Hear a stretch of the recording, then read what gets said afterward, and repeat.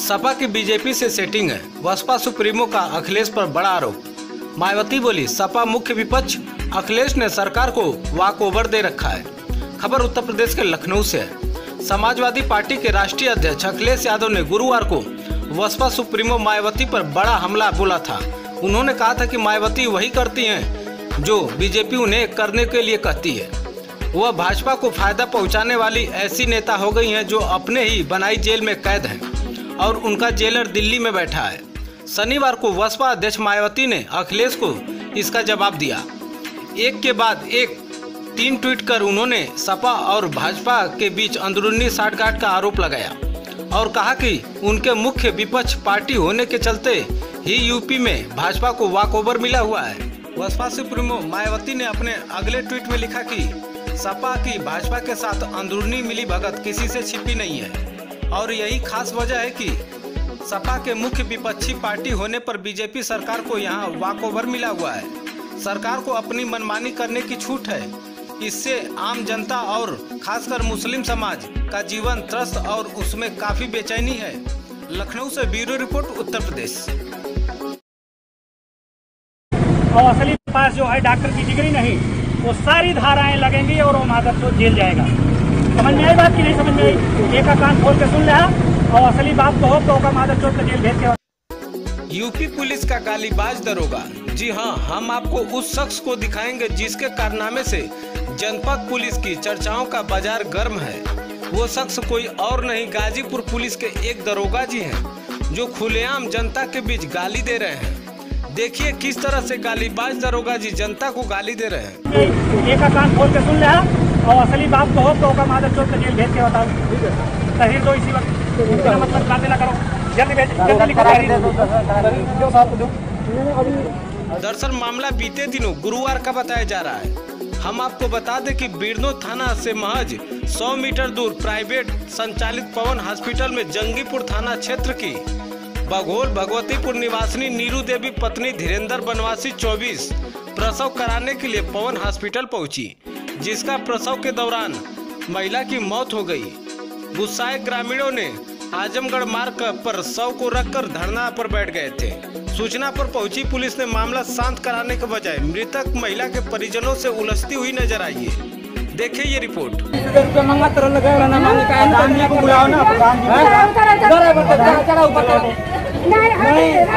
कहाँ लेके जाओगे? क्या करेंगे आप बताइए? कहाँ लेके जाओगे? क्या करेंगे? न्याय दिलाइए, हमको नहीं जाएगा। न्याय दिलाइए, एप्लीकेशन लिखो ना। एप्लीकेशन लिखा, आप नहीं देख रहे हैं? हम देख रहे हैं, हम देख रहे हैं, एप्लीकेशन लिख करके नहीं देख रहे हैं। आपके आंखों के सामने दिखाई दे रहा है, कह रहे हैं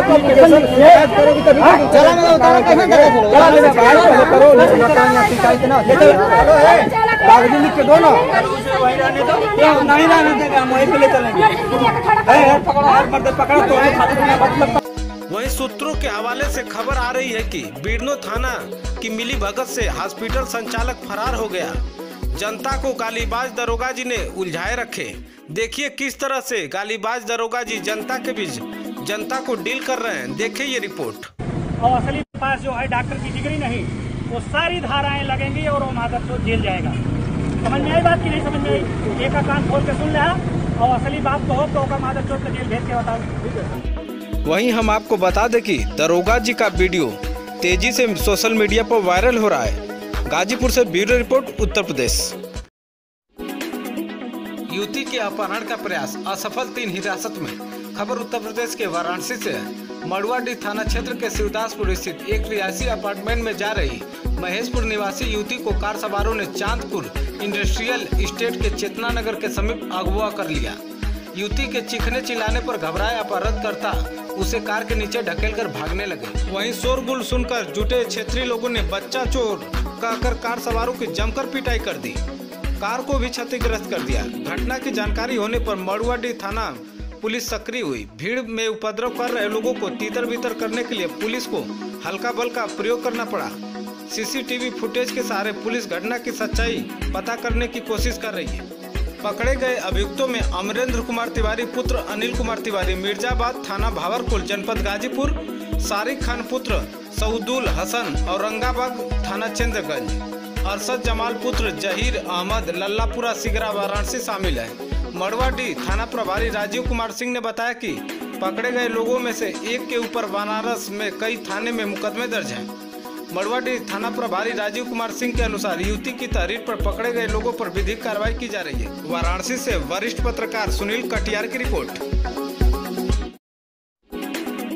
यूपी में तेज हुई बीजेपी और सपा के बीच सियासी जंग। अखिलेश ब्रिजेश पाठक के बीच वार पलटवार।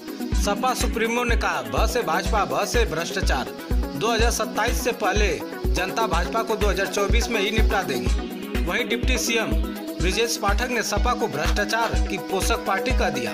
खबर उत्तर प्रदेश के लखनऊ से है। यूपी में बीजेपी और समाजवादी पार्टी के बीच सियासी जंग तेज हो गई है। 2024 में होने वाले लोकसभा चुनाव की तैयारी में जुटे नेता एक दूसरे पर जमकर हमला बोल रहे हैं। इसी क्रम में सपा के राष्ट्रीय अध्यक्ष और पूर्व मुख्यमंत्री अखिलेश यादव ने कहा, जहां वादा खिलाफी को भाजपा का वास्तविक चरित्र बताया, तो वहीं डिप्टी सीएम ब्रिजेश पाठक ने सपा को भ्रष्टाचार की पोषक पार्टी बताया।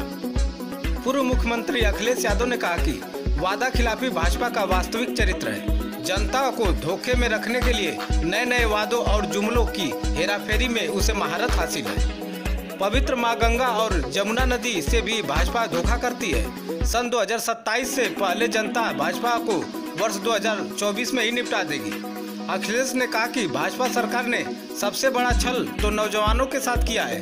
2 करोड़ नौकरी देने का वादा किया पर 1 लाख को भी नौकरी नहीं दी।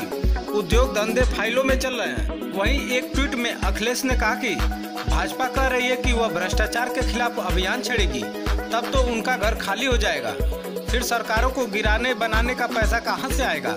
कठपुतलियों को सोने की तार से कैसे खींचा जा सकता है? लखनऊ से ब्यूरो रिपोर्ट, उत्तर प्रदेश। बच्चा चोरी की घटनाओं पर बोले यूपी के एडीजी, लॉ एंड ऑर्डर। अफवाहों पर न दे ध्यान, पुलिस कर रही है अपना काम। ऐसी घटना सुनाई दे तो तुरंत 112 को सूचना दे। खबर उत्तर प्रदेश के लखनऊ से। यूपी में बच्चा चोरी की घटनाएं इन दिनों खूब सुर्खियां बटोर रही है। उसी गंभीरता को देखते हुए एडीजी कानून व्यवस्था प्रशांत कुमार का बड़ा बयान सामने आया है। बच्चा चोरी के गैंग को लेकर एडीजी ने कहा, प्रदेश में कोई भी बच्चा चोरी का गैंग काम नहीं कर रहा है। आगे उन्होंने कहा कि बच्चा चोरी को लेकर महज अफवाहें फैलाई जा रही है। आइए देखें ये रिपोर्ट। चोरी के अफवाह की सूचना आ रही है और उस अफवाह के आधार पर लोगों के साथ मारपीट, अभद्रता के मामले भी सामने आ रहे हैं। पुलिस की तैयारी क्या है? इस पूरे प्रकरण को शासन एवं पुलिस डिपार्टमेंट के द्वारा बहुत ही गंभीरता से लिया गया है। पूर्व में भी मॉब लिंचिंग के संबंध में विस्तृत निर्देश सभी जनपदों को दिए गए थे। उन्हें पुनः भी संवेदनशील बनाया गया है। एक नया सर्कुलर जारी किया गया है और ऐसे सभी प्रकरण जो भी इस तरह की चीजें अगर प्रकाश में आ रही हैं, उसके लिए निर्देश है कि उसकी सत्यता को तुरंत सीनियर लेवल पे राजपत्रित अधिकारी जाके स्वयं परखें और सत्यता के आधार पर कार्रवाई करें। अगर कोई भी व्यक्ति सोशल मीडिया या अन्य माध्यमों का दुरुपयोग कर रहा है तो उसके विरुद्ध कार्रवाई की जाए, तथा अगर झूठे आरोपों में किसी के साथ मारपीट की जा रही है, चोट पहुंचाई जा रही है, तो उस पर भी कठोर कार्रवाई के निर्देश दिए गए हैं।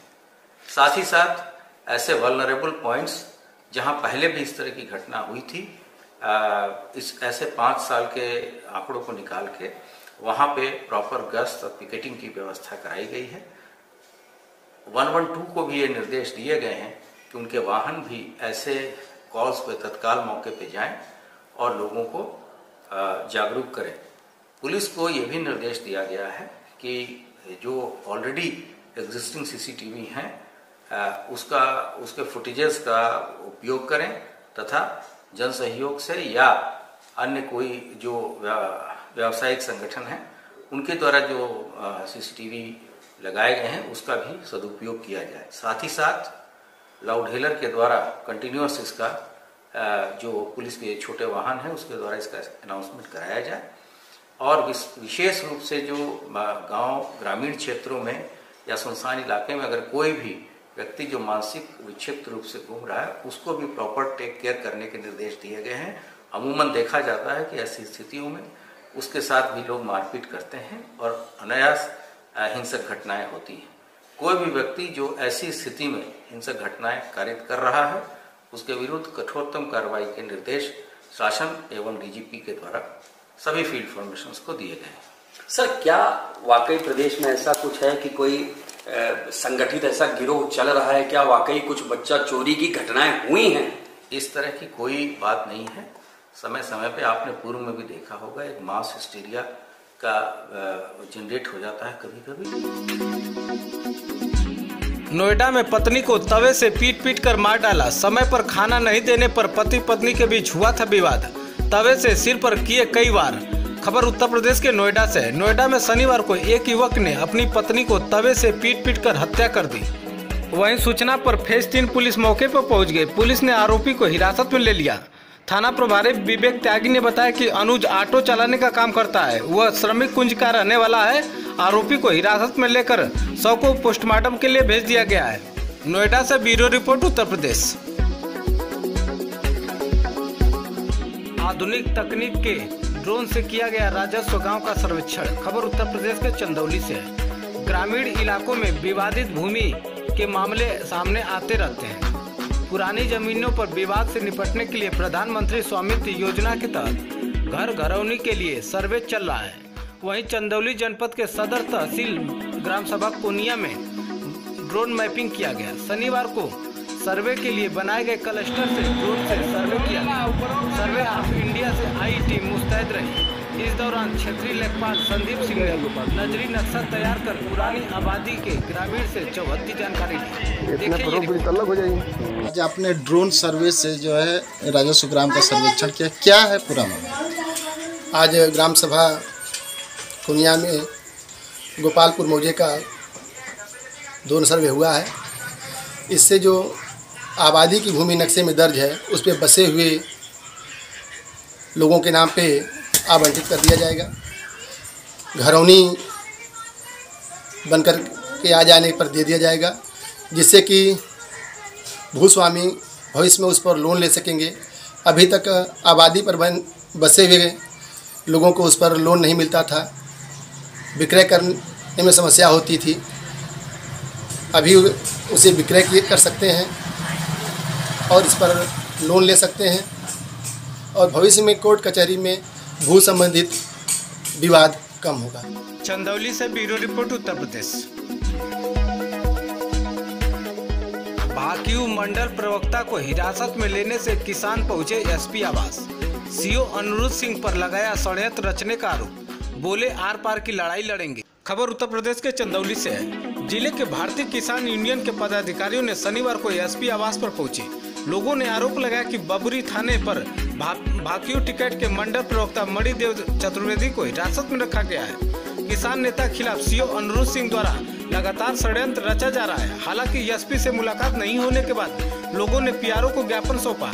चेताया कि अगर मणिदेव पर पुलिसिया कार्रवाई की गई तो किसान आर पार की लड़ाई लड़ने के लिए मजबूर होगा।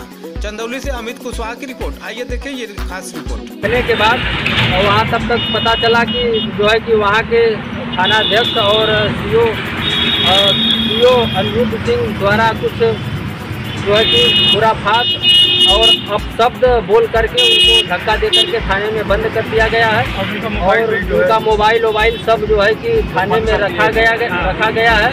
और हम इसी मैटर को लेकर के जो है कि ऑफिस आए हैं कि हमारे मंडल प्रवक्ता के साथ यदि कुछ वारदात होती है पुलिस प्रशासन के द्वारा, अगर कुछ उनके ऊपर कुछ कार्रवाई होती है तो ये भारतीय किसान यूनियन आंदोलन करने के लिए बाध्य होगा और हम लोग जरूर प्रशासन को जरूर घेरेंगे, चाहे हमारे ऊपर जो भी आपदा आए हम सहने के लिए तैयार हैं। और हमारा यही उम्मीद है कि कुशलतापूर्वक प्रशासन उनको वापस कर दे। अघोषित विद्युत कटौती को लेकर युवाओं ने किया धरना प्रदर्शन। खबर उत्तर प्रदेश के सोनभद्र से है। स्थानीय नगर के रामलीला मैदान में अघोषित विद्युत कटौती को लेकर युवा नेता विकास जैन के नेतृत्व में धरना प्रदर्शन किया गया। विगत कई दिनों से हो रही विद्युत कटौती और जेई के असभ्य व्यवहार को लेकर आक्रोशित युवाओं ने रामलीला मैदान में एकत्रित होकर विरोध प्रदर्शन करते हुए नारेबाजी की। सोनभद्र से ब्यूरो रिपोर्ट उत्तर प्रदेश।